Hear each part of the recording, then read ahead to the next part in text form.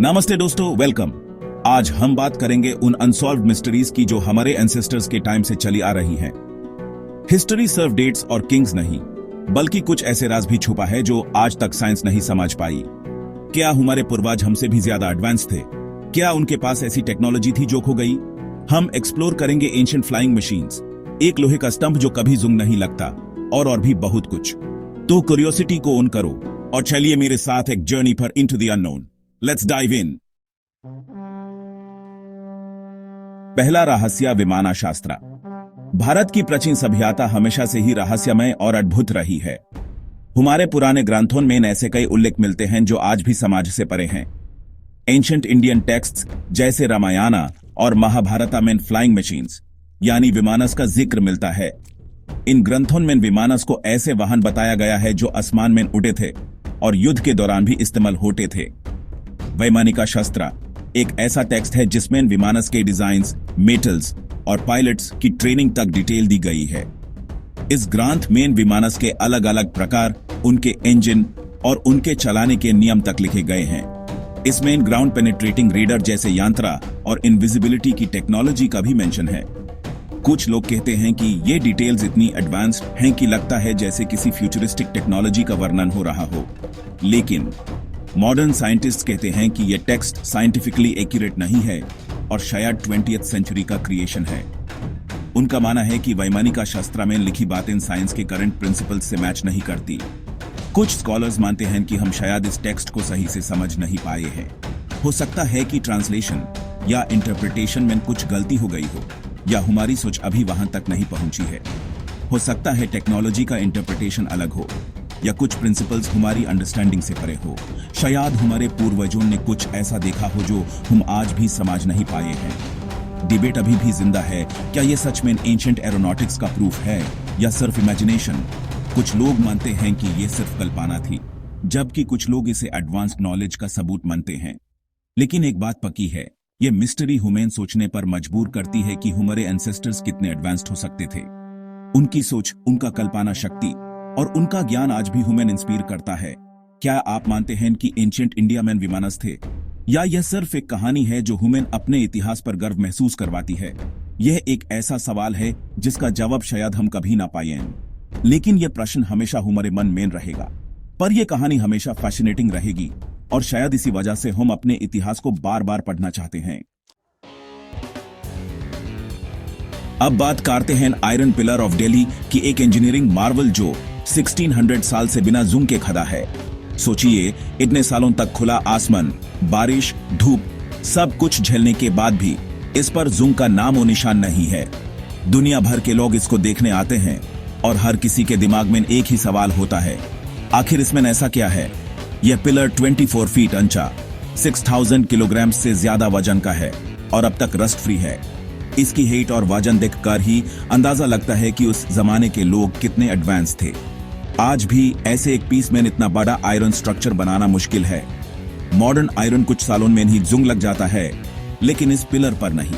हमारे घर के गेट, रेलिंग्स या ब्रिजेस, सब पर रस्ट आ ही जाता है, चाहे कितनी भी कोटिंग कर लो। साइंटिस्ट ने स्टडी किया और पाया कि इसमें हाई फास्फोरस कंटेंट है, जो एक प्रोटेक्टिव लेयर बनाता है मिसावीते। ये लेयर हवा और पानी से आयरन को अलग रखती है, इसलिए रस्ट नहीं लगता। यह लेयर पिलर को रस्ट से बचाती है।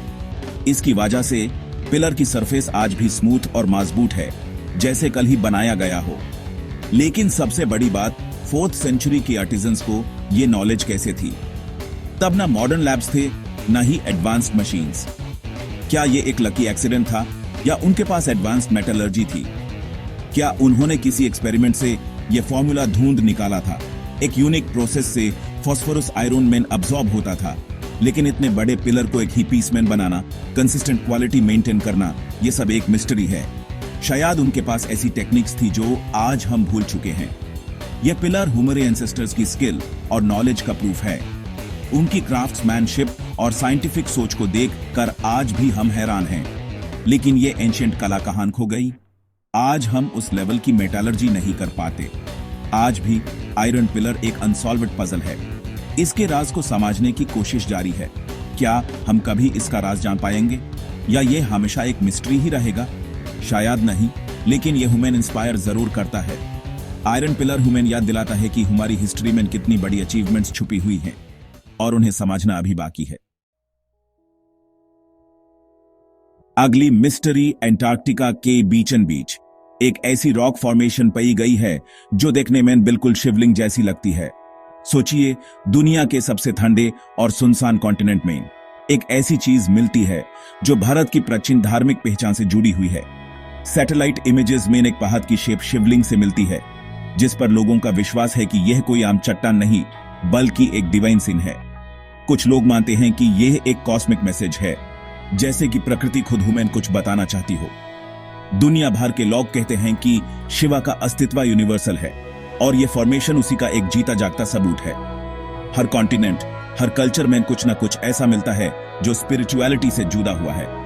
एंशिएंट टेक्स्ट में भी शिवा का निवास बर्फ से ढके पर्वतों पर बताया गया है, जैसे कैलाश पर्वत। अंटार्कटिका की यह फॉर्मेशन उन्हीं कहानियों को एक नया अंग देती है। लेकिन साइंस कहता है यह एक न्यूनतक है, यानी एक प्राकृतिक चट्टान जो बर्फ के बीच उभार आई है। जियोलॉजिस्ट्स के लिए यह एक नॉर्मल जियोलॉजिकल प्रोसेस है और इसका शिवलिंग जैसा दिखना सिर्फ एक अनोखा योग है। इसे परेदोलिया कहते हैं, जब हम रैंडम शेप्स में अपने दिमाग से पहचानी हुई चीजें देख लेते हैं, जैसे बादलों में चेहरे या पत्थरों में कोई मूर्ति। तो सवाल यह है, क्या यह सच में फेथ का मामला है या सिर्फ प्रकृति का एक अजीब खेल? क्या हम अपनी सोच से चीजें देखते हैं या सच में कुछ अद्भुत हो रहा है? साइंस और स्पिरिचुअलिटी यहां आमने सामने आते हैं और यह मिस्ट्री अभी भी सुलझी नहीं है। हर किसी का अपना नजरिया है और सच्चाई शायद इन दोनों के बीच कहीं छुपी है। तो आप क्या सोचते हैं? क्या यह एक डिवीन साइन है या सिर्फ एक अनोखा कोइंसिडेंस? अपनी सोच हमसे जरूर शेयर करें, क्योंकि यह फैसला अब आपके हाथ में है। अब चलते हैं इराक, जहां मिली बगदाद बैटरी 2000 साल पुराने मिट्टी के बर्तन, कॉपर सिलेंडर और आयरन रॉड के साथ एस्फाल्ट से सील किए गए। थियोराइज किया गया कि यह एक प्रिमिटिव बैटरी हो सकती है। एसिडिक लिक्विड डालने पर करंट जनरेट होता है। एक्सपेरिमेंट्स ने प्रूव किया कि यह 1-2 वोल्ट तक करंट दे सकती है। लेकिन इसका यूज किया था इलेक्ट्रोप्लेटिंग, हीलिंग या रिलीजियस रिचुअल्स। क्रिटिक्स कहते हैं कोई सॉलिड प्रूफ नहीं, शायद यह सिर्फ स्क्रोल होल्डर था, वायर्स या इलेक्ट्रिक डिवाइसेस नहीं माइल। तो क्या यह सच में बैटरी थी या हम गलत समझ रहे हैं? बगदाद बैटरी एक एनिग्मा है, एक छोटा बर्तन बड़ा राज। एंशिएंट टेक्नोलॉजी या कोइंसिडेंस? मिस्ट्री अभी भी अनसॉल्व्ड है।